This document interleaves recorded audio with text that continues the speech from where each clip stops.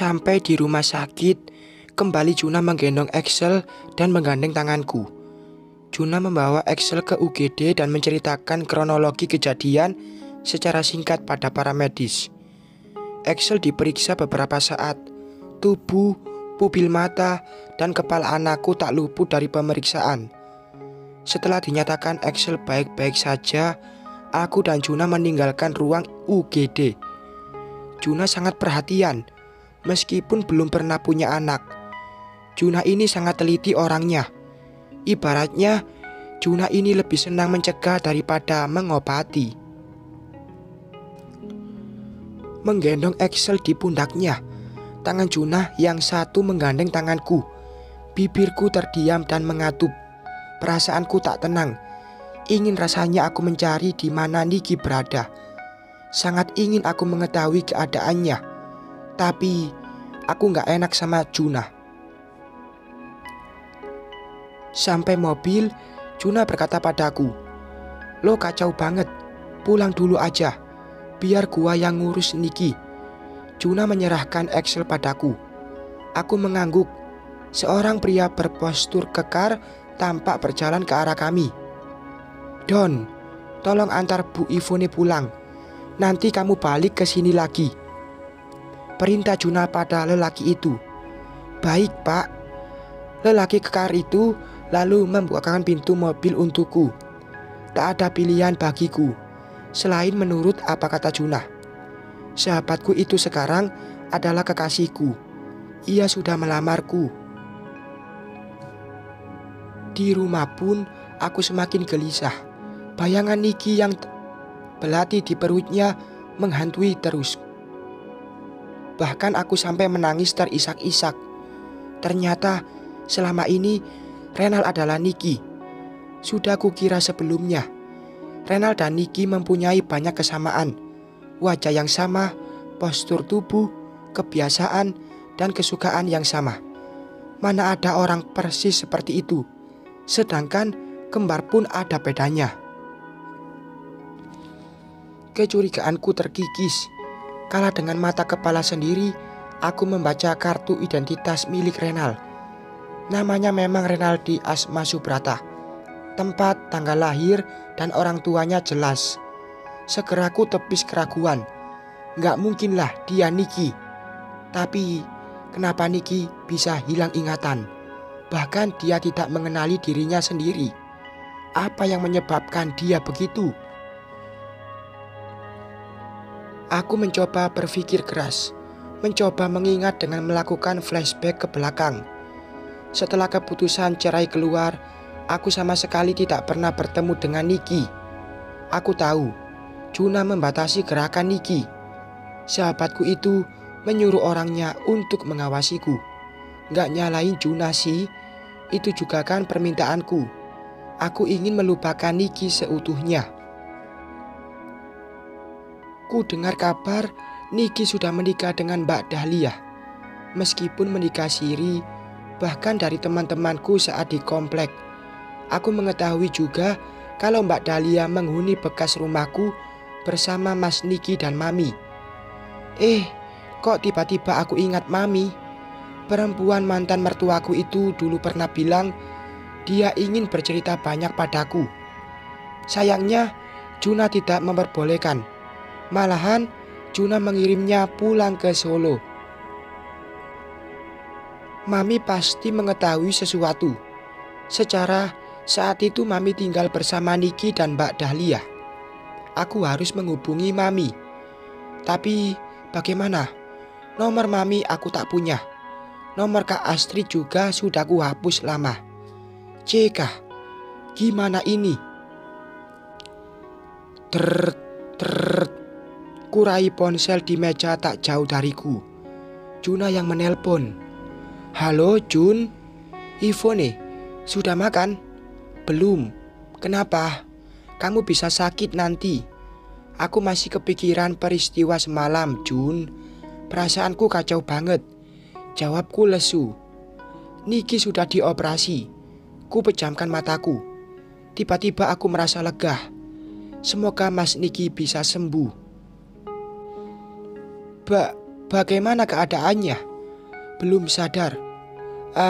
Aku ingin lihat, ucapku lirih. Juna terdiam agak lama.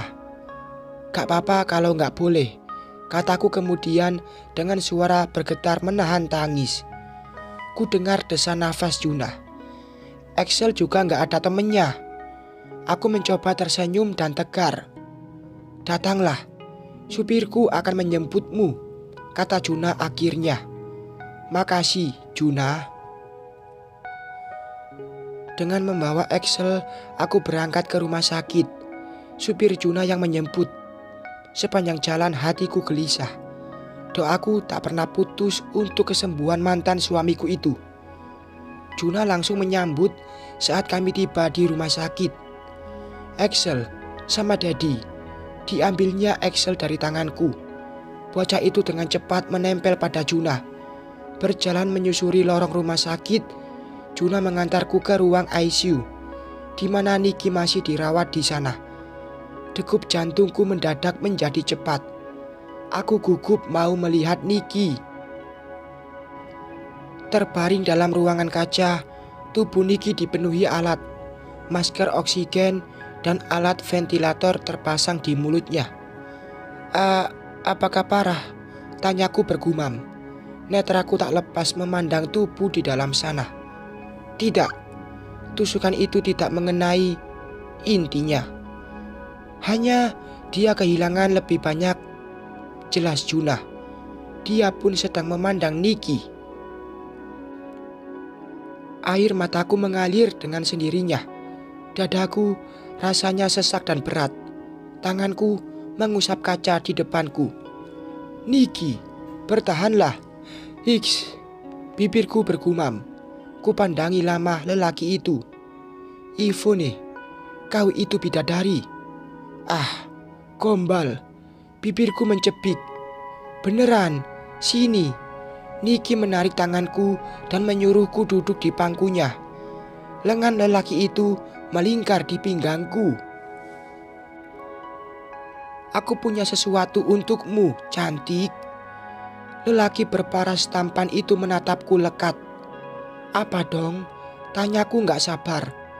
Niki memanyunkan bibirnya sebentar, lalu mengeluarkan sesuatu dari saku celananya. Sesuatu yang dia genggam erat. Ini, ucapnya, tanpa membuka genggaman tangannya. Buka, kataku. Tanganku meraih genggaman Niki dan memaksa membukanya. Niki mengeratkan tangannya. Dia tertawa senang karena sudah membuatku penasaran. Ayo dong buka. Aku mulai merajuk. Saat tak mampu membuka paksa genggaman tangan kekasihku ini. Iya, ada syaratnya. Lelaki itu mengerling. Bibirnya mengulum senyum. Aku menatapnya curiga. Cium dulu, bisiknya. Pipiku bersemu merah. Rasanya wajahku panas. Aku malu. Cepetan. Lelaki itu memejamkan matanya. Dengan malu-malu, aku mendekatkan wajahku dan cup. Aku mengecup pipinya. Niki membuka netraku. Dia tergelak. Sebelah tangannya membingkai wajahku. Kemudian dia terdiam menatapku. Pelan, dia mengambil tanganku, kemudian mengusapnya. Aku menatapnya. Sementara deburan di dadaku, suaranya sudah seperti ombak di lautan. Jemari Niki membuka. Sebuah cincin tampak olehku. Netraku membulat sempurna. Kekasihku yang wajahnya mirip opah Korea, pemain drakor True Beauty ini menyematkan cincin itu di jari manisku. Setelah itu, kedua lengannya memelukku. Netra kami bersitatap. Bibirku mengatup. Rasanya aku pingin menangis. Menangis bahagia. Ivone, menikahlah denganku. Aku mencintaimu. Aku tak bisa berkata-kata. Hanya bisa mengangguk. Bahagia memuncah memenuhi dadaku.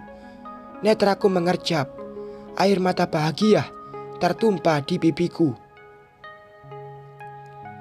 Tak sadar, Bibirku menyungging senyum.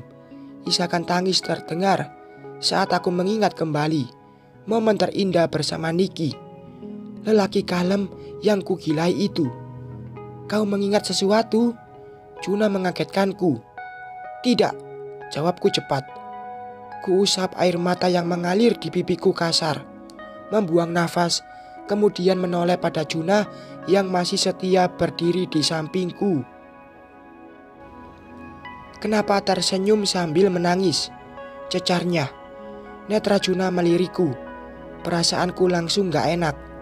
Pasti dalam hatinya Juna menebak-nebak. Gak ada, Jun. Aku cuma berdoa buat Niki. Semoga bisa melewati ini semua. Ku ambil Excel dari bahu Juna dan mengajaknya duduk di ruang tunggu. Juna mengikuti. Lelaki ganteng itu mengempaskan bobotnya di sebelahku. Wajahnya datar, tanpa ekspresi. Aku jadi gak enak. Apa dia marah? Aku menangisi Niki. Aku sudah menyuruh orangku untuk menjemput keluarga Niki di Solo, kata Juna tiba-tiba. Netraku seketika melebar. Bibirku tersenyum lebar.